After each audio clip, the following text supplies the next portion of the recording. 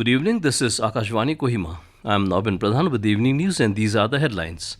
Cooperation Minister Jacob Zhimomi says Nagaland can leverage land as economic asset. Union Minister Amit Shah lays foundation stone of country's first cooperative university. Nagaland government delegation in Japan to explore development partnerships, and heavy rains trigger flash floods and landslides across Nagaland. Now the news in detail. Nagaland's PhD and Cooperation Minister Jacob Zhimomi today said the state's abundant land resources can become assets in driving the economic growth and empowering local communities. The minister said this while speaking at the International Cooperative Day, also known as Coops Day, at the office of RCS office in Kohima. He underscored the critical role of cooperatives and the untapped potential of land as an economic asset. Noting that Nagas are fortunate to have their own land, Mr. Zhimomi described this abundant land as a capital and a startup for the state, which the state can leverage collective ownership. Here, cooperative segment can play a very important role. We are very fortunate. Land is going to be our capital. That is going to be our startup. Into Surfacing Act is going to empower your land. Your land can be your guarantor. That is how we can start. The minister also noted that the Ministry of Cooperation is set to become one of the most important ministries in the central government, playing a fundamental role in the country's growth trajectory. He emphasized that all state governments are moving forward with development efforts to help make India a fully developed nation by 2047, and in this journey, Nagaland cannot be left behind. This is going to be the most important ministry in the central government. Cooperation movement ministry is going to play a fundamental role in the growth trajectory of this country. Mr. Zhimomi also said the state has about 8,000 cooperative societies out of the 6.5 lakh societies in the country. He, however, noted that with the help of technology, the department is able to identify both performing and non-performing cooperative societies. He added that the department will soon begin a screening process to evaluate societies that are either non-functional or burdened with debts. Department and government may take decision to terminate those who are not performing, non-functioning, who are at debts. So the screening procedure will start very soon.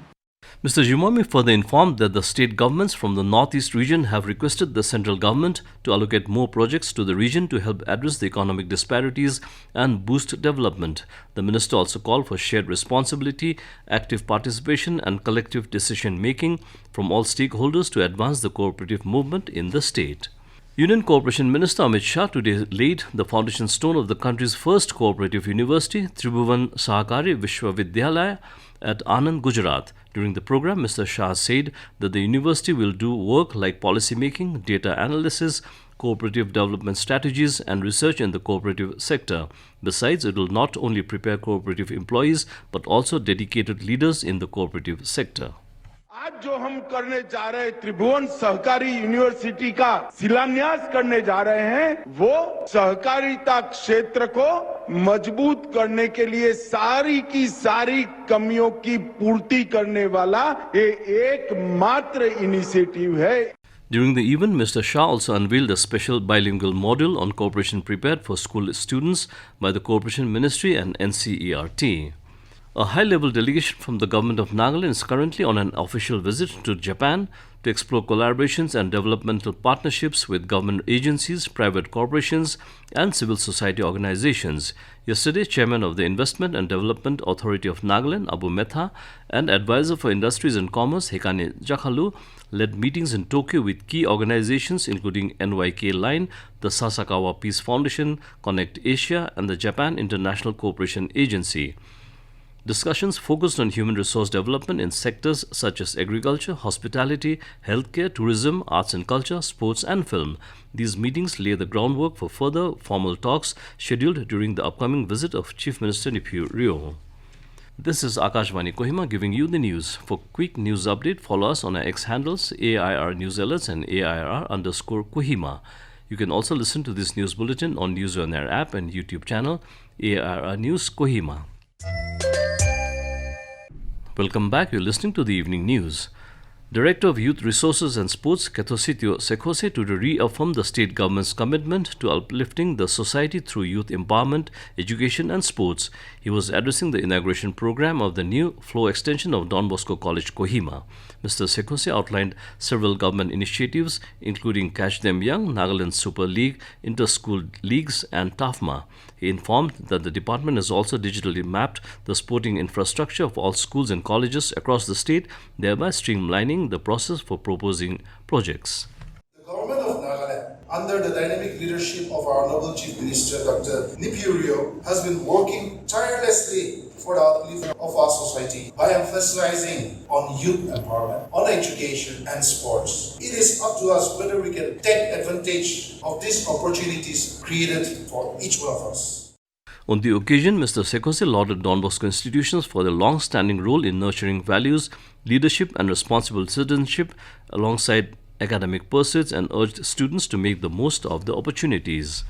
Aggrieved landowners from Phek district have issued an ultimatum to the district administration of the long-pending compensation for the lands acquired for the Kohima Jasami two-lane road project. In the notice served to the Deputy Commissioner, the landowners demanded the immediate release of compensation for packages 2, 3, 4 and 5 of the National Highway project. They also urged the Deputy Commissioner to write to the concerned authorities pressing for disbursement of the overdue payments. Citing repeated appeals and administrative inaction, they warned of a total blockade of the Kohima-Jasami highway if the compensation is not released by July 15.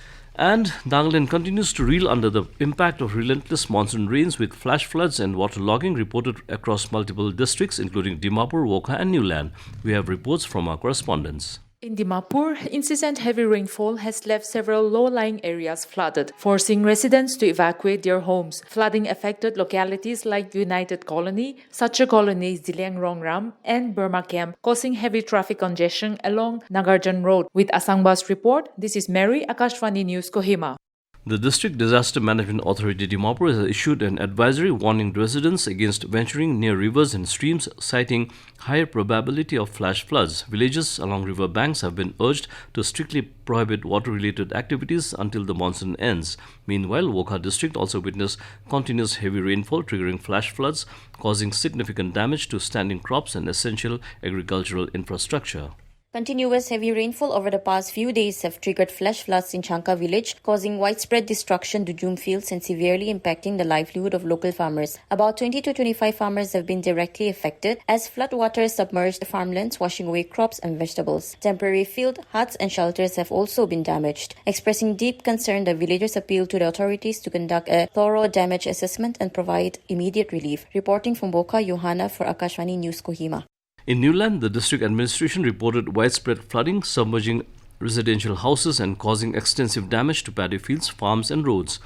Over 70 villages have been affected with thousands of farmers displaced. A major landslide carried away a portion of the land connecting Gokuta village, cutting it off from all essential services. The district administration is monitoring the situation. However, ongoing rains continue to hamper relief operations. And to end the news, a reminder of the headlines. Corporation Minister Jacob Zhimomi says Nagaland can leverage land as economic asset. Union Minister Amit Shah lays foundation stone of country's first cooperative university. Nagaland government delegation in Japan to explore developmental partnerships, and heavy rains trigger flash floods and landslides across Nagaland. And that is all we have in this evening news bulletin. We'll be back with the morning English news at 7:30 a.m. tomorrow. Good night.